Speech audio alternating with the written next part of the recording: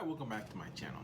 So if you ever had to ask yourself, what should you use for Turo in regards to your Turo gear, this is going to be the video for you. I'm going to go through everything I use for Turo, how I run my successful business. So let's get to it.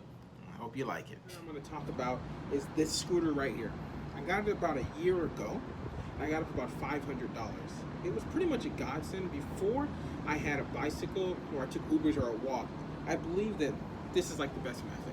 So this can go like 3 miles. So as you see behind me, that's Waikiki. All the hotels, I'm really close. And I can get to hotels in about 5 to 7 minutes in this. And I do, when it's really busy, I do a lot of deliveries. So this really helps out. I get to pocket the $25 that I have, right? And another thing, if you've been to Hawaii, you also would know that parking is really hard here. So people who have fleets here, they have to park their cars on the street. And there's really nowhere cheap where you can park your cars anywhere. So I have my cars parked over there. I mean, there are miles in any direction. And to me, the fastest, cheapest way is to use the scooter. And the scooter gets about 18. So this is the generator that I have. So I got it about a year and a half ago. I got it for about $800 at Home Depot. It is really good for my business because I run all this, I'm all mobile. I do it anywhere. I'll be on the side of the road 4 o'clock, 5 a.m., 6 a.m. in the morning. And you're doing that with my flashlight, vacuuming cars with my vacuum, which I'm going to show you later. And it's really good. I mean, if you're doing mobile and you don't have a guaranteed place to do the cars 24 hours a day, you need something like that. Put some gas in it, it runs for hours, and you see all the connectors, and it is really good. This is the vacuum that I use now. So at first, I use a vacuum, the one you use around your house, and it wasn't that strong. A lot of people go to the beach, so they get tons and tons of sand in my vehicles. That works really, really, really, really good. So, I mean, I'm never gonna switch from that. It costs you about $150 at Home Depot. Worth every penny. I would recommend, if you gotta do a lot of vacuuming yourself, get something like this. It works perfect. This is the booster seat that I have on my extras, and then that's an AC charger, which you have problems with AC, you don't need that. So I use the Meguiar's. I've been using that for like years, and that's really good. And then I use that sometimes, ceramic. It's just some extra. And then for tires to make it shiny. And then some of that to get out some of this rubbing compound.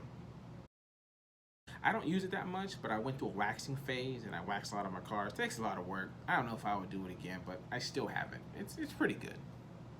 And this last part is that I have a go bag that, I have all my keys in it for all of my cars and stuff that, I just clean on the go. So I'm gonna go through most things that I have. So the first thing that I have is this right here. So somebody told me about this a while ago, this wash and wax. And I bought a whole, like 5 gallons of it is down there of this. This is really good.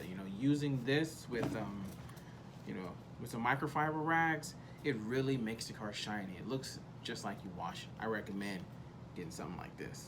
This is really good. And it's like $150 for, see, that right there, like $150 on. Cool.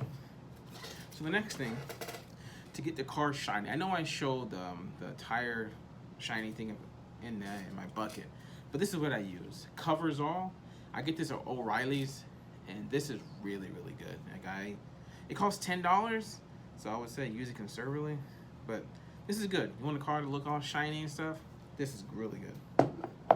So if you have leather, this is really good too. The Meguiar's leather wipes. This is at O'Reilly's as well. So I use this a lot on my, obviously leather cars.